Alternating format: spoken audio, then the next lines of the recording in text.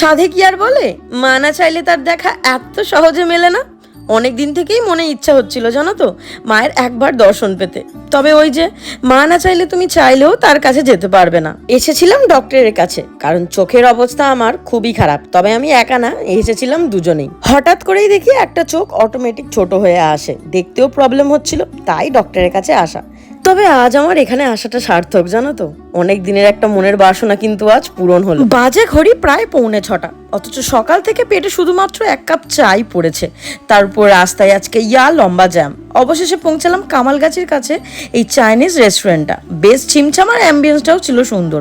Order করেছিলাম veg noodles, সাথে ছিল ফ্রাইড রাইস আর ছিল মাশরুমের একটা আইটেম। গরম গরম খেতে লেগেছিল কিন্তু চরম।